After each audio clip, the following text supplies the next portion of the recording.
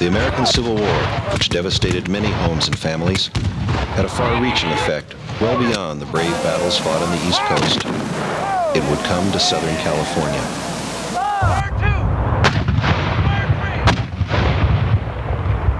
Most Southern Californians were Southern sympathizers.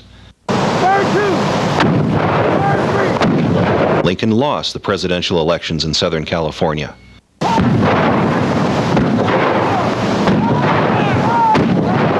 California almost became two states and feared open hostilities in Los Angeles. How did this all happen? Our story begins in 1851, barely 1 year after California became a state.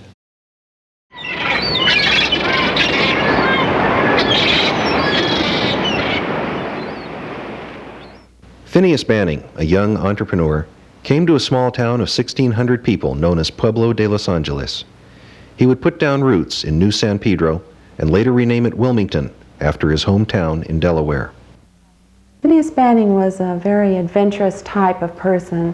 We can see that from the fact that he left home at the age of 13. He left his family farm. Phineas Banning did not arrive here with a lot of money. He always seemed to know how to link up with persons of power and influence. And he himself was a fearless driver. Phineas Banning was a large and imposing man. He was tall. Physical presence was very important in those times. You had to have a leader that you could admire, one who was physical, active, who could get out and do things. Banning soon thereafter befriended Benjamin Wilson, the first mayor of Los Angeles, who, in 1841, had organized the first train of American settlers to arrive in Los Angeles. With the help of Wilson and other influential people, Banning made his first fortune in staging and freighting. Banning recognized the potential of the tidal mudflats of San Pedro for becoming the port of Los Angeles. And in his lifetime, he was influential in developing a breakwater to protect the bay, dredging the harbor to accommodate large ships, and building a railroad to connect the harbor with Los Angeles.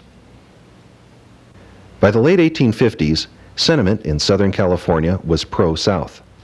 In 1859, with a 3-to-1 margin, the California legislature had passed a resolution in favor of dividing California into two states, but because of the national crisis, Congress turned down the proposal.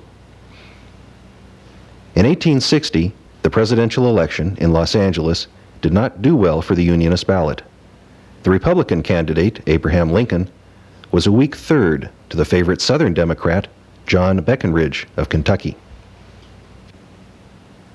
Since Southern sympathy was so high in Southern California, there were many rumors of a possible secessionist movement.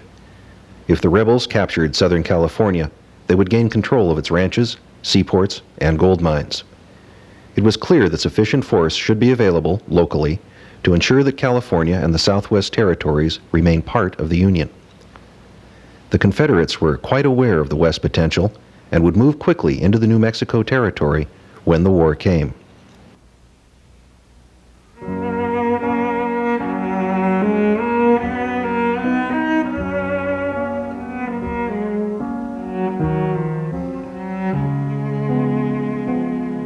After the start of the Civil War, the men of Fort Tejon were transferred to Los Angeles and were to be deployed to the east as soon as possible. Also, they were to secure the town from any possible open hostilities from Southern sympathizers. In New San Pedro, Banning wanted to protect his country and property. So, in November 1861, he and Wilson donated almost 60 acres of land and convinced the Army to station a camp in New San Pedro. By January 13, 1862, Camp Drum was established and named after the Assistant Adjutant of the Department of the Pacific, Lieutenant General Richard Drum. With the Camel Corps and a growing number of troops in training, Camp Drum was becoming the main garrison and depot for arms, equipment, and supplies for 20 military posts in California and 106 posts in the Southwest Territories. Unfortunately, being a tent encampment, the officers and troops also had to constantly live with the mud, dust, and rain. Well, upon my enlistment, we first were quartered in quite nice barracks, but once we got out into the field and when we had to march down to Southern California out of Sacramento, it was a long journey, and at night we pitched the simplest type of tent, which is, as you see, the dog tent. It's commonly called that by the soldiers, but its true name is a shelter half. Each man is issued a half, and they button along the top, and you find a partner, usually a fellow that you are quite comfortable with. He and you will pitch your tent together, and you'll sleep underneath the tent for many a night. Usually the shelter half is always just a little too short for the average man, and most of us have to make a decision whether we want our feet to be wet or our head to be wet, and most of us tend to go with the feet. It's just a very crude existence, a lot different from what I'm used to back home in the city. On February 23, 1861, Texas seceded from the Union, and war materiel from the east had to come by ship, disembark at Banning's Wharf, and be sent to the various posts by his wagon trains. By March 1862, Confederate Brigadier General Henry Sibley and his 3,000 Texan volunteers controlled every major town in New Mexico, as well as Tucson, Arizona. As Sibley's troops ranged within 80 miles of California, the Union was busy training and equipping soldiers at Camp Drum. In April 1862, the California Column was ordered to launch an expedition of 2,350 troops to repel rebel forces from the Southwest Territories. The operation was successfully completed by August 1862. By late 1862, Camp Drum was still a tent encampment, and because of its growing importance, it was necessary to build substantial quarters. Dear Father, military life out here in the West is not what I expected at all. Besides the mundane duties and relatively quiet patrols, I am finding that I am becoming quite an expert with a hammer and saw. We, the Army, are helping the local citizens of New San Pedro build our own post. Adjutant Lieutenant Orlando Lee. By September 1863, with the participation of Banning, 19 major buildings were laid out and completed. Shortly thereafter, Camp Drum became Drum Barracks. A large parade ground provided the troops, en route to the other 126 posts in California and the Southwest Territories, with a place to stay. In its 10 years of existence, about 7,000 troops would pass through Drum Barracks. Surrounding the parade ground was a base commander's quarters, where the commander and his family would live, a guardhouse where criminals, troublesome Indians, and deserters were kept, and a powder magazine where the powder and ammunition were stored. In those days, powder and ammunition were kept separate from the weapons. Also, there were 5 troop barracks where the enlisted men lived in relatively sparse conditions. The quartermaster, the base commander, and the equipment that each company brought with them decided how the barracks would be furnished. For beds, most of the barracks had straw ticks placed on the floor. They were canvas ticking material that was stuffed with straw.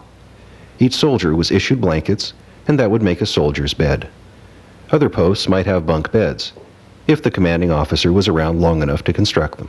This particular room is the first sergeant's room. Pretty much the room at either end of the barracks was allowed for the sergeant or whoever was seeing over the company at that time.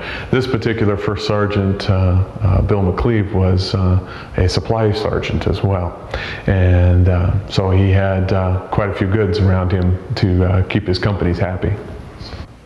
The troop barracks at Fort Tejon was typical of most camps in the Western Theater, including Drum Barracks. An average day was always bustling and busy with activity. At the hub of the camp were the officers' quarters, where most of the camp's activities, socializing, and planning took place. Officers that were new arrivals would be ordered to report to the reception room. This is the first thing officers saw when they came to Drum Barracks.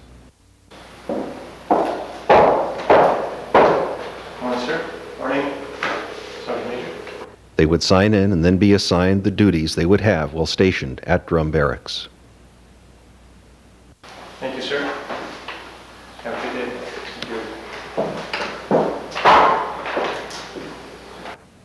Officers that were already stationed at Drum Barracks would meet in the planning room.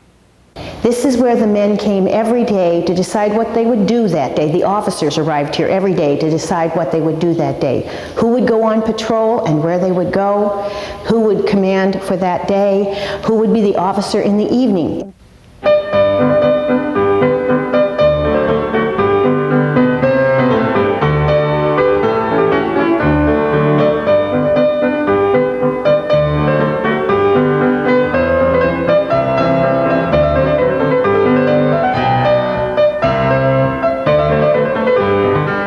When the officers were off duty, they would go to the sitting room. This is where the officers would come and rest, smoke their pipes, read, or talk about their families. Since Drum Barracks was such a busy camp, the officers needed a place like this.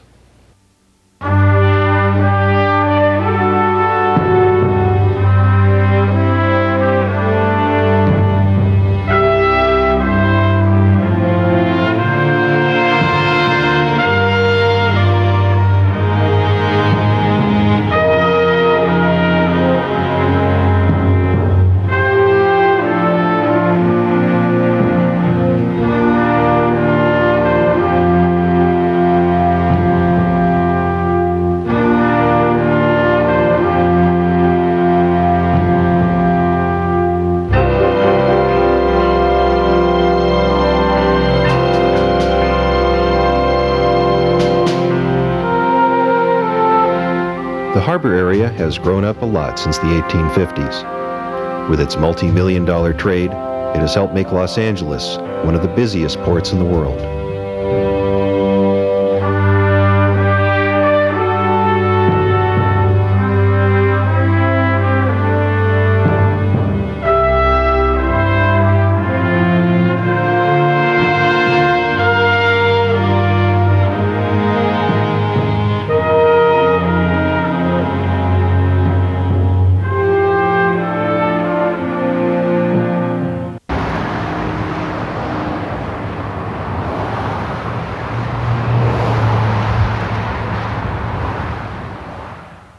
Many of Los Angeles's freeways and highways used to be Banning's old wagon routes. A lot has changed since then, but one can still visit our pioneer past and learn how our forefathers lived and made their dreams come true. The Banning House is the finest example of 19th century Greek Revival architecture extant in Southern California. With over 32 pieces of original furniture, the 23-room house has been painstakingly restored to its Victorian elegance. Fort Tejon has become one of California's outstanding historic parks in Central California. The old post was established by the United States Army on August 10, 1854, and was abandoned 10 years later on September 11, 1864. For a small post, the personnel were quite active. The troops guarded miners, chased bandits, and protected the southern part of the state. Drum Barracks was deactivated on October 28, 1871, and became Wilson College. Later, it became the first high school of Wilmington. It is the only United States Army building in Southern California that has survived the Civil War era. All these museums offer tours which enable you to step back into history. And who knows, if you listen to the wind very carefully, you might hear a sergeant barking orders to his troops, or see horses kicking up the dust with their hooves. Come and visit our Californian heritage, and you too can be swept away into our adventurous past. The sun shines bright in the old Kentucky home. 'Tis summer, the darkies are gay. The corn tops ripe and the meadows in the bloom, while the birds make music all the day. The young folks roll on the little cabin floor, all merry, all happy and bright. By and by, hard times comes a-knocking at the door. Then my old Kentucky home, good night. Weep no more, my lady. Oh, weep no more today. We will sing one song for the old Kentucky home, for the old Kentucky home.